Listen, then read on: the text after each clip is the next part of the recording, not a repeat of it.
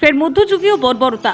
ডাইনি সন্দেহে গৃহবধূকে পুড়িয়ে মারার চেষ্টার অভিযোগ। স্থানীয়দের তৎপরতায় প্রাণে বাঁচলেন গৃহবধূ। ঘটনাটি ঘটেছে মালদহের ইংলিশ বাজার ব্লকের যদুপুর 2 নম্বর গ্রাম পঞ্চায়েতের জহরাতলা গোবিন্দপুর এলাকায়। ঘটনায় পুলিশ ওই গৃহবধূর পুত্রবধূ সহ তার এক আত্মীয়কে আটক করেছে পুলিশ। গৃহবধূর অভিযোগ, কয়েক বছর আগে তার 2 ছেলে পরপর অসুস্থ হয়ে মারা যায়। এরপর থেকেই তাকে ডাইনি অপবাদ দেয় তার পুত্রবধূ।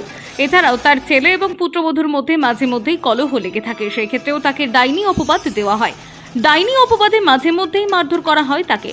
এদিন তাকে ডাইনি অপবাদ দিয়ে পুড়িয়ে মারার চেষ্টা করছিল তার পুত্রবধূ। লোকজন চলে আসায় প্রাণে বাঁচেন তিনি। এই ঘটনায় ইংলিশ বাজার থানায় একটি লিখিত অভিযোগ দায়ের করেছেন তিনি। তবে যদিও গৃহবধূর ছেলের দাবি এটি একটি পারিবারিক গণ্ডগোল, এ বিষয়ে পশ্চিমবঙ্গ বিজ্ঞান মঞ্চ মালদা শাখার সভাপতি সুনীল দাস জানান, পুড়িয়ে মারার একটা চেষ্টা কিভাবে দেখছেন বিজ্ঞান মঞ্চের পক্ষ থেকে? বলছি যে আমরা পশ্চিমবঙ্গ বিজ্ঞান মঞ্চ 87 সাল থেকেই এই ডাইনি কুপ্রথার এগেনস্টে লড়াই করে আসছে এবং মালদা জেলায় বিশেষ করে সুকানদিঘি যে ঘটনাটা ঘটেছিল, একই পরিবারের 5 জনকে কুপিয়ে খুন করে দেওয়া হয়েছিল ডাইনি সন্দেহে।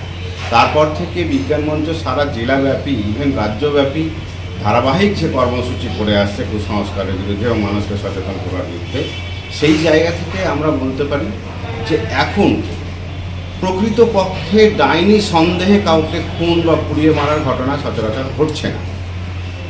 এখন যে ঘটনাগুলো ঘটছে, যে আমরা বিগত কিছুদিন আগেও দেখেছি বিভিন্ন ঘটনার মারফত আমরা এরকম খবর পেয়েছি এবং সেগুলো যখন আমরা তদন্ত করতে গিয়ে দেখেছি আমাদের বিজ্ঞান মঞ্চগতভাবে, তখন দেখেছি তাদের হয় পারিবারিক কোনো ঝামেলা বা সম্পত্তি সংক্রান্ত কোনো ঝামেলা বা আশেপাশের বাড়ির সঙ্গে কোনো জমি সংক্রান্ত কোনো ঝামেলা, এই সমস্ত ঝামেলাকে তারা যখন নিজেদের মধ্যে বিবাদে লিপ্ত হয় এবং এই জায়গা থেকে যারা বিভিন্ন সময় বিভিন্ন রকম ঘটনা ঘটে, অনেক সময় যারা আক্রান্ত হয় তারাও নিজেদেরকে দেখে দেয় নিজের মতো করে যে আমাকে ডাইনি সন্দেহে খুন করে। এতে করে পুলিশ প্রশাসনের, সাধারণ মানুষের একটা সুযোগ সুবিধা বা সুবিধা পাওয়ার জন্য ঘটনা ঘটায়।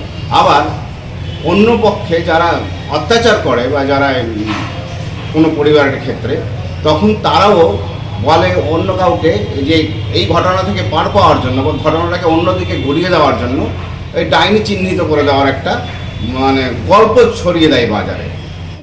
আমি তো বাড়িতে থাকি না, আমি বাড়িতে আসি দুপুরবেলায়, হ্যাঁ একটু শান্তিভাবে খাবো বলনা করে আসি, একটু ঠান্ডা মেয়াজে ওদের কঠোর কঠোর লেগে থাকে।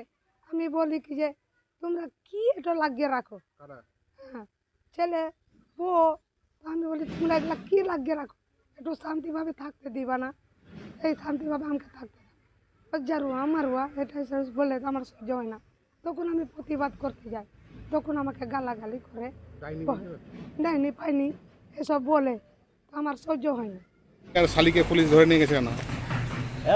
এগুলাই জিনিসটা তো আমার মা আসুক তারপরে না, যেটা অভিযোগ সেটা কি বলবো না, তোমাদের মাই বলতে পারবে। পারিবারিক ব্যাপার কি?